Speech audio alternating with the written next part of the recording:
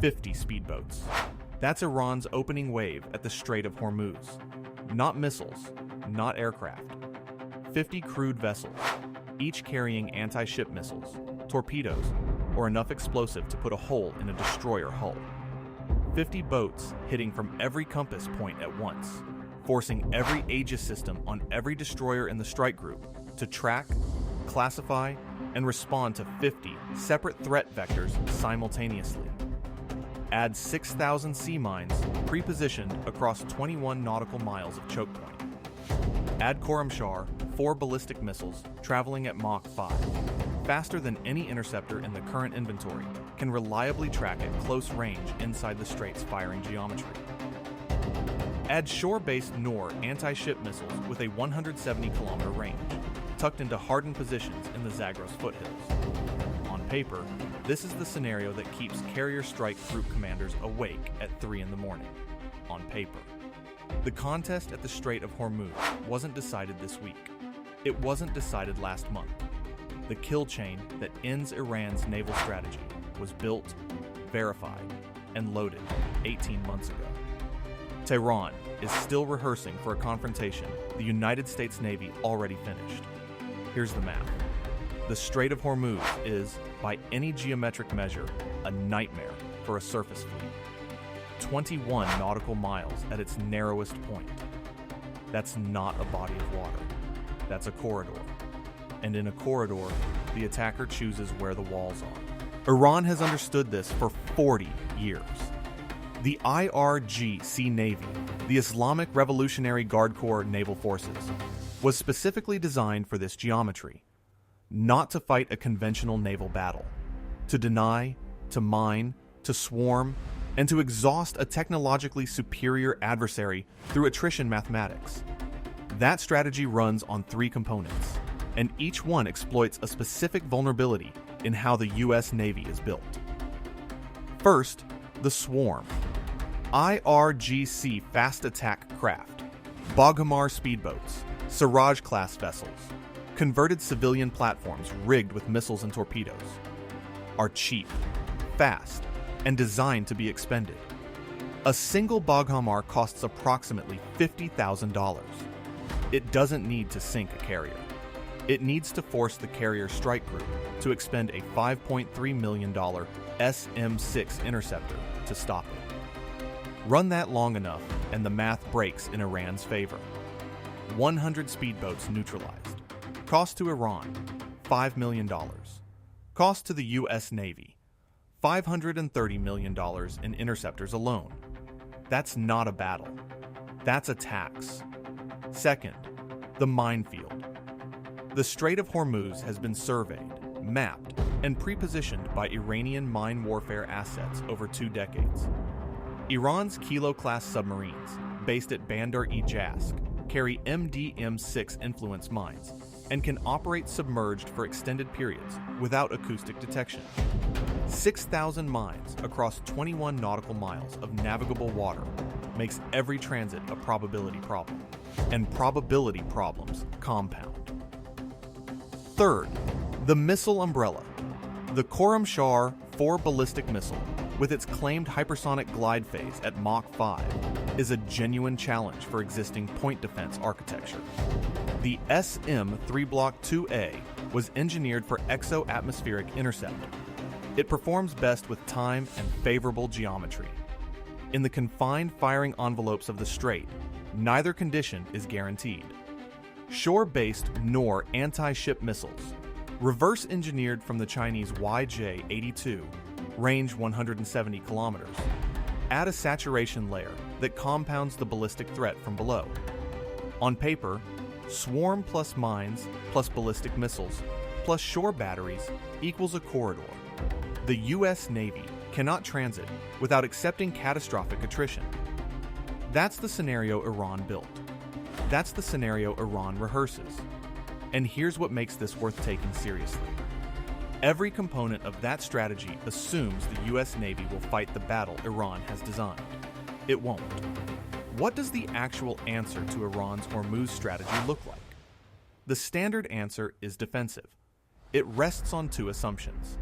that the conflict begins when Iran moves first, and that the U.S. Navy responds to threats as they emerge. Both assumptions are operationally wrong. Understanding why changes the entire equation.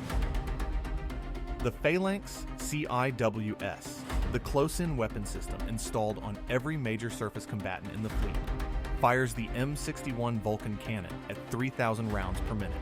It can track and engage multiple incoming threats simultaneously. It's one of the most reliable point defense systems ever built.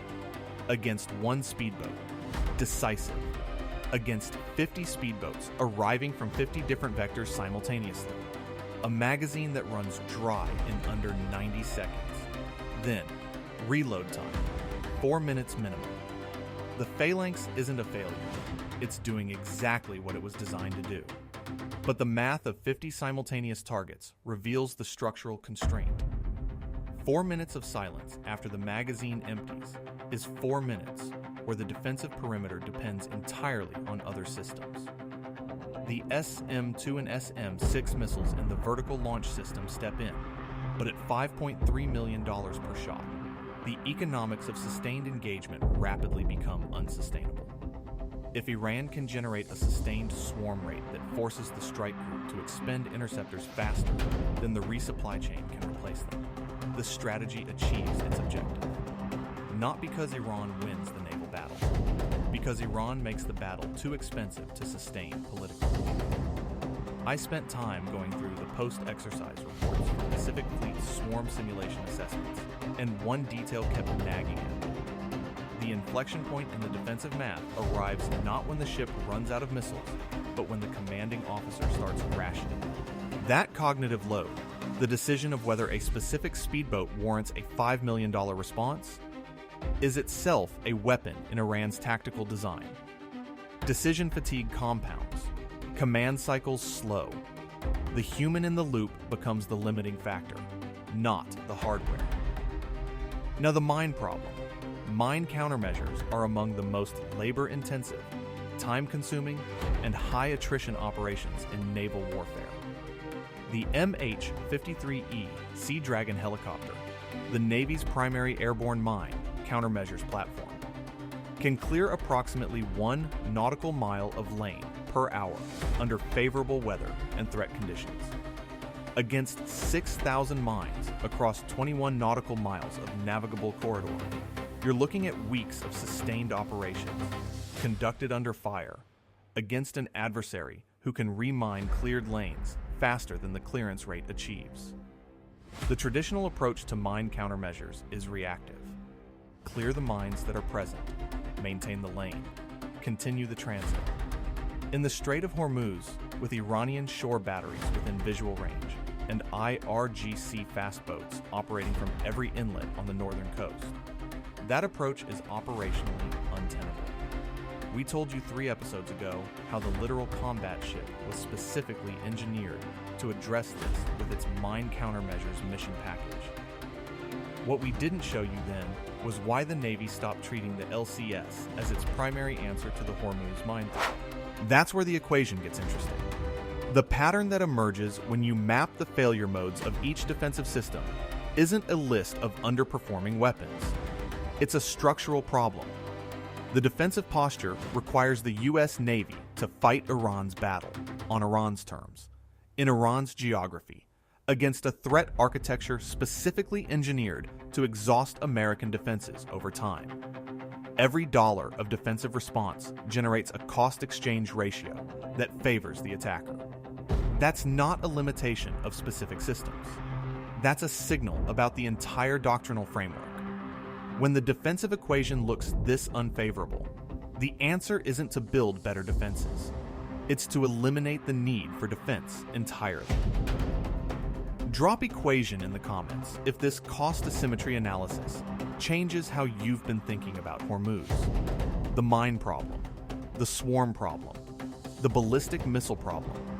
Each one analyzed, each one mapped to its structural failure mode, and every failure mode points to the same conclusion. The U.S. Navy never planned to stop Iran's Hormuz strategy at sea. It planned to prevent Iran's Hormuz strategy from reaching the water. Iran built its entire strategy around one assumption: the U.S. Navy would contest the strait from the outside in, reacting to threats as they emerged, absorbing costs as they accumulated, managing the attrition mathematics of a corridor fight. That assumption depends on one foundational premise: that IRGC speedboats are a naval problem. They're not. They're a logistics problem. And logistics problems can be solved before the shooting starts. The math. A single IRGC Boghammer fast attack craft costs $50,000. It requires a berth, fuel, maintenance, crew housing within operational distance of its assigned mission area, and a command and control infrastructure that coordinates its activation with every other boat in the swarm, within a timing window constrained by the geometry of the strait itself. For the swarm strategy to work, approximately 300 to 500 IRGC fast attack craft need to go from static posture to offensive deployment in a coordinated launch window of less than 90 minutes. That's not a naval operation. That's a precision logistics operation that requires every vessel to be at its berth, fueled, crewed, and combat loaded exactly when the activation order arrives. Now consider what the P-8A Poseidon has been doing over the Persian Gulf for the past 18 months. The P-8A Poseidon is a maritime patrol and intelligence platform. Signals intelligence, acoustic detection, high-resolution electro-optical and infrared imaging, anti-submarine warfare sensors, with an operational range of 1,200 nautical miles. P-8A missions from Al Udeid Air Base in Qatar have maintained persistent surveillance coverage over Bandar Abbas, Iran's primary IRGC naval forces base, with a regularity that Iranian radar operators stopped treating as unusual approximately 14 months ago. It became routine, background noise. The daily P-8A track over the northern Gulf is as predictable as the tide. What routine surveillance generates over 18 months is a database. Every IRGC speedboat berth at Bandar Abbas has been geo-fixed to within meters. Every fueling point, every weapons loading dock, every maintenance facility, every exit channel from the inner harbor through the outer anchorage to the navigable approaches of the strait. The database isn't static. It's continuously updated and validated against new imagery with each successive P-8A flight.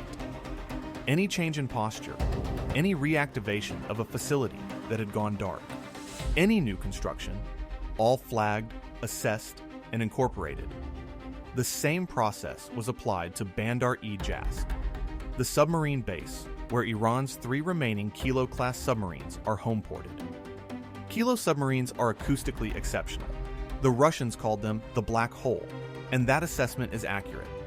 Passive detection of a submerged Kilo operating at slow speed on a battery electric drive is genuinely difficult. But submarines need to surface. They need to be serviced. They need to be loaded with mines and torpedoes at specific facilities, through specific procedures, on cycles that are observable from altitude over time. Every Kilo-class pen at Bandar-e Jask has a pre-coordinated Tomahawk strike package assigned to it. What that means in engineering terms, the BGM-109 G-Tomahawk Block 5 has a range of 1,000 nautical miles in its baseline configuration. It flies terrain-following profiles at subsonic cruise speed. It can be pre-programmed with GPS precision coordinates, time-on-target sequencing that synchronizes multiple simultaneous impacts, and can carry a 1,000-pound unitary warhead, or a submunitions payload depending on the hardened nature of the target structure. A Los Angeles-class or Virginia-class submarine operating in the Gulf of Oman, outside Iranian coastal radar coverage, outside the mine threat envelope at quiet depth, can put a Tomahawk on a designated berth at Bandar Abbas, roughly 12 to 14 minutes after a launch authorization. The cost equation, a BGM-109. Tomahawk Block 5 costs approximately $1.4 million per unit. A single IRGC speedboat berth at Bandar Abbas services between 8 and 15 fast attack craft, depending on the physical layout and stacking configuration of the facility. Based on available IRGC order of battle assessments and the known infrastructure geometry at Bandar Abbas, a single Tomahawk warhead strike against a primary berthing facility eliminates the operational launch capability of 12 to 15 speedboats simultaneously. Run the arithmetic. $1.4 million. 12 to 15 speedboats each valued at $50,000. That's between $600,000 and $750,000 in IRGC fast attack hardware eliminated per $1.4 million expended. At first look, that ratio appears to still favor Iran. But here's where the equation inverts entirely. Those 12 to 15 speedboats, if they reach the water and execute their swarm approach profile, force the carrier strike group to expend SM-6 interceptors at $5.3 million per engagement. 15 fast attack craft operating at simultaneous attack geometry require between 8 and 15 interceptor engagements to neutralize, depending on engagement sequencing and targeting efficiency. That's between $42 million and $80 million in forced defensive expenditure per wave. One $1.4 million Tomahawk, fired before the boats leave the dock, eliminates $42 to $80 million in forced defensive costs.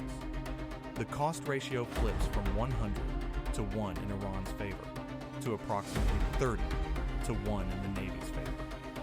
That's not a tactical refinement. That's a structural rewriting of the entire cost asymmetry Tehran built its Hormuz strategy around. And the detail that makes this significant: the 1,200% procurement increase in Tomahawk Block 5 missiles that the Pentagon budgeted across the 2024 and 2025 fiscal years is not a budget hedge against future conflict. It's a target list. 1,200% isn't a capability buffer.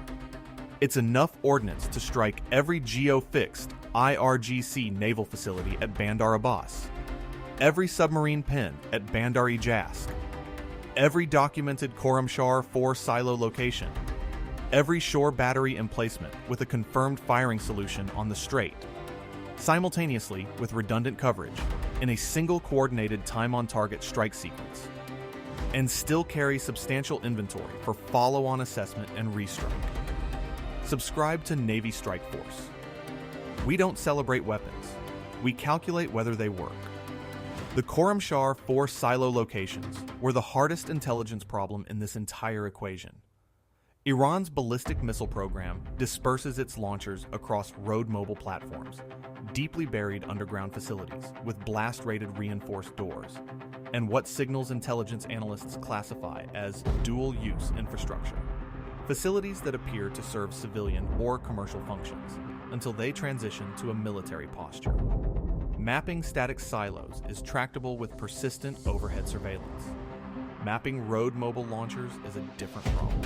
During the June 2025 buildup, when IRGC readiness posture elevated simultaneously across naval, aerospace, and ground force branches, mobile Khorramshahr 4 transporter erector launchers were observed repositioning from established garrison sites toward pre-surveyed coastal firing positions with direct line of sight to strait approach corridors. The repositioning pattern broke in one critical way: fuel logistics. Liquid propellant ballistic missiles cannot remain in a fueled and pressurized state indefinitely without degrading propellant chemistry and seal integrity. The Khorramshahr 4 uses a propellant combination that requires thermal-controlled storage and periodic cycling. Every vehicle that moved to a coastal firing position required a dedicated fuel support vehicle within 72 hours of arrival. Fuel vehicles have measurable thermal signatures from their support equipment. They follow established road networks. They refuel at known logistics nodes that have been cataloged. The P-8A surveillance database that had been cataloging static naval infrastructure extended its pattern recognition framework to mobile logistics signatures. Within the June repositioning window, CENTCOM targeting analysts had firing position estimates for over 80% of the identified Khorramshahr-4 Mobile Launcher Force. The remaining 20%, the launchers that relocated without triggering the fuel logistics signature, represent a genuine residual capability gap. The answer to that gap involves the B-21 Raider and its deep penetration strike mission package, and that's a different episode. The speedboats, geo-fixed, the submarines, pre-coordinated, the ballistic missiles, mapped to 80% of known launcher locations. Every major component of Iran's Hormuz denial strategy had a preloaded counter in the targeting database. But there's a variable the targeting database can't resolve on its own.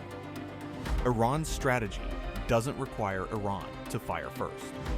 What most analytical frameworks miss about the Hormuz equation is the temporal dimension, when the contest is actually decided, versus when the observable conflict begins. Iran's Hormuz closure strategy isn't designed as a response to a U.S. military strike. It's a preemptive economic denial strategy. The logic: close the strait before the shooting starts. Extract political concessions from Washington's Gulf allies and from the oil markets simultaneously. Reopen the waterway under conditions favorable to Tehran. The military capability is the leverage mechanism, not necessarily the weapon employed. So the doctrinal problem the U.S. Navy actually needs to solve isn't how to defeat Iran's Hormuz strategy after it activates. It's how to render Iran's Hormuz strategy politically non-credible before Iranian leadership reaches the activation threshold. That requires demonstrating, with enough operational clarity that Iranian senior decision-makers can read the equation, that the activation sequence itself generates an immediate U.S. response that eliminates the activating assets before they achieve operational effect. This is what deterrence by denial actually means in the current posture, and here's how the architecture is built. The E-2D Advanced Hawkeye, the carrier-based airborne early warning and battle management aircraft, maintains a persistent radar and electronic warfare picture over the strait that feeds directly into the strike group's integrated combat network. A single E-2D operating at 25,000 feet carries a radar with a range of over 300 nautical miles against surface contacts. It sees speedboats departing their berths. It detects submarine periscope depth operations through electronic emissions. It classifies and queues each contact for engagement assignment before that contact has traveled 10 nautical miles from its point of origin. The MH-60R Seahawk helicopters operating from destroyer flight decks provide a surface warfare layer covering the inner threat envelope, the area inside destroyer radar geometry, where fast-moving small contacts can approach from cluttered coastal backgrounds. Each MH-60R carries AGM-114 Hellfire missiles and MK-54 lightweight torpedoes. They're not interceptors.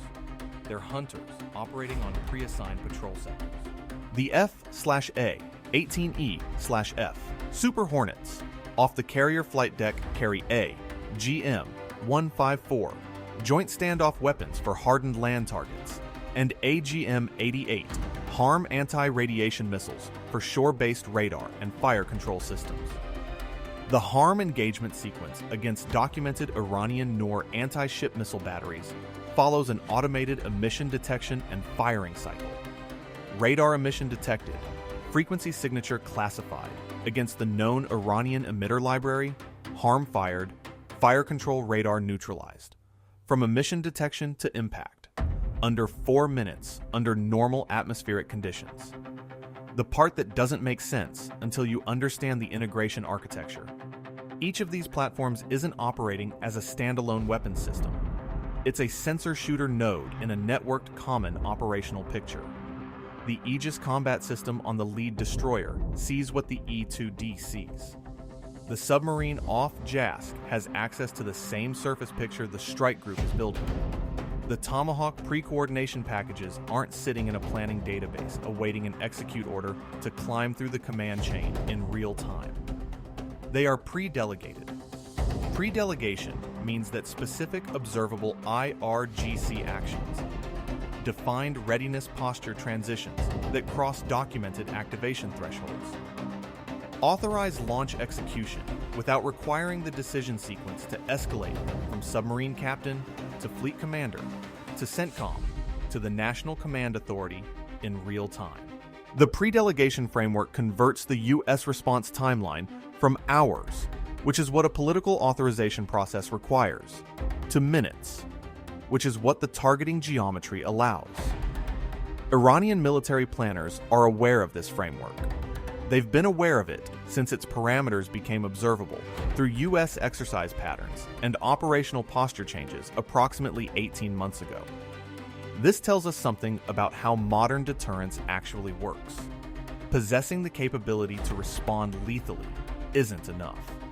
The deterrent requires that the adversary's senior leadership can run the same cost equation you're running and reach the same conclusion about the outcome before they issue the activation order. Iran's general staff can see the P-8A surveillance pattern. They can read the Tomahawk procurement numbers in the open-source defense budget documentation. They can observe pre-delegation doctrine in U.S. Pacific and Central Command exercise signatures. The ledger is visible. The equation is calculable. The deterrent isn't the weapon. The deterrent is the legibility of the map. The pre-delegation framework came close to a catastrophic unintended result during the December 2025 proximity incident in the Northern Gulf. An IRGC patrol vessel, operating on what post-incident analysis confirmed was a scheduled transit pattern consistent with its historical track record, made an unscheduled course deviation toward the USS Carney at a closure rate that exceeded the Aegis automated threat response threshold. The system queued a kinetic response in 11 seconds. The commanding officer of the Carney had a 30-second decision window to cross-reference the track data against the known IRGC patrol roster for that sector, assess the closure geometry against attack profile parameters, and determine whether the contact represented an approach to attack or a navigation anomaly. A GPS malfunction-driven course deviation, a class of problem documented in multiple IRGC coastal patrol craft during the 2024 to 2025 period due to sanctions-related avionics supply chain failures. He assessed navigation anomaly. He was correct, but the margin was 30 seconds. In the firing geometry of the Northern Strait, 30 seconds is the difference between a proximity incident and the opening of a war neither side's leadership had authorized. The post-incident review resulted in a recalibration of the Aegis automated response trigger thresholds and an update to the rules of engagement parameters for the Gulf Patrol sector. That recalibration required 8 weeks of fleet-wide validation and distribution, during which the strike group operated at a modified readiness posture. 8 weeks of degraded readiness, in an environment where the conflict timeline can compress from political signal to kinetic exchange in hours. The friction is real. The system is precise. The humans who operate it are not. That gap between the elegance of the equation and the limitations of the people executing it is the most honest part of this entire analysis. Here's the take that will probably generate pushback. Iran's Hormuz strategy was never primarily a military strategy. It has always been a political signaling instrument, a capability demonstration engineered to give Iranian leadership a credible threat to hold over global oil markets, Gulf Cooperation Council member states, and the domestic political calculus of whoever occupies the White House. The actual operational probability of Iran triggering a full Hormuz closure, with full understanding of the U.S. pre-delegation response timeline, was assessed by multiple intelligence community analyses as low, even at peak escalation periods. The value of the capability to Iran was always in the threat, not in the execution. What the pre-delegation framework and the Tomahawk target list accomplish isn't deterrence of a military action in the traditional sense. They accomplish the removal of the threat's political value. When Iranian leadership can no longer credibly represent to global oil markets, to European trading partners, and to domestic constituencies that they can close the strait for more than 72 hours before their naval and missile infrastructure is systematically eliminated, the entire leverage mechanism deflates. The Navy didn't win at Hormuz by building a better defense. It won by making the Iranian offense politically insolvent. Most channels on this platform frame this as a military victory. That framing misses the more important conclusion. This was an intelligence architecture victory and a procurement targeting victory. The shooting, if it ever occurs, is the final ledger entry, not the decision that determined the outcome. The question the math leaves genuinely open. If Iran's senior military and political leadership understands this equation as clearly as the evidence suggests, and the operational intelligence picture indicates they do, what is the actual trigger condition that would cause them to activate the Hormuz strategy anyway? What calculus produces the decision to launch a strategy you have every reason to know will fail within 72 hours? Drop your answer in the comments. We read every one. The contest at Hormuz, as it currently stands, isn't a military standoff in the traditional operational sense. It's a ledger. On one side, the pre-positioned Tomahawk Block 5. Inventory. The geo-fixed IRGC naval target database built over 18 months of P-8A surveillance operations. The pre-delegation strike authorization framework. The Aegis networked kill chain linking every surface combatant and submarine in the operational theater to a common tactical picture.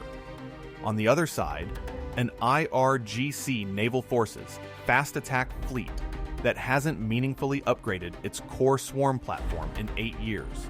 3 Kilo-class submarines operating at partial mission readiness due to sanctions-constrained maintenance and parts supply chains, and a ballistic missile force whose mobile launcher logistics patterns have been documented with sufficient fidelity to support a targeting solution against 80% of the known inventory.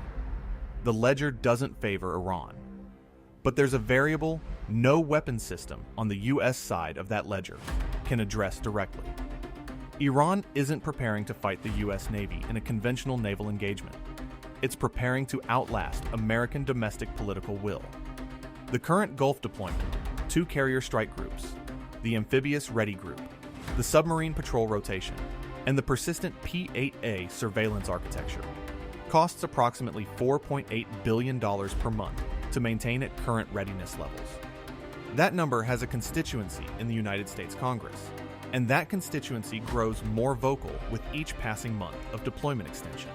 The political cost of maintaining the force posture at Hormuz accumulates on a timeline that has no relationship to the technical precision of the pre-delegation framework. Iran's actual strategic calculation may not be, can we defeat the US Navy in a Hormuz engagement? The calculation may be, how many months before Washington decides the ledger is too expensive to hold open? One detail that stayed with me after reviewing the recent CENTCOM deployment extension and strategic rationale documentation. The language justifying the continued force posture has shifted. Earlier in this deployment cycle, the stated rationale was operational. Threat deterrence, allied assurance, IRGC readiness monitoring. The current documentation introduces a phrase that was not present in earlier versions: prevention of strategic miscalculation. Prevention of strategic miscalculation. That's not the language of a command that expects Iran to attack. That's the language of a command worried about a moment when Tehran's leadership believes the political window has opened, when the sustained cost conversation has produced enough friction to create a visible gap between American capability and American commitment. The gap between capability and commitment is historically where deterrence fails. Not because one side miscalculates the military equation, because one side miscalculates the political one. The US Navy has won the hardware contest at Hormuz. The kill chain is built, loaded, and calibrated. The targeting database is current. The math of the current posture is the most complete answer the Navy has ever produced to the Hormuz problem. But winning the hardware contest and resolving the strategic crisis are not the same operation. Will Washington hold the ledger open long enough for Tehran to accept the equation? That's the calculation we're watching in real time. Type ledger in the comments if you think the political equation matters more than the military one in this standoff right now. Subscribe to Navy Strike Force. What we just showed you is the equation nobody else is teaching. The Navy won the hardware fight at Hormuz 18 months before the first shot. Whether that translates into a lasting strategic outcome, that depends on a question no targeting database can answer. We don't celebrate weapons. We calculate whether they work. And this equation is not finished yet.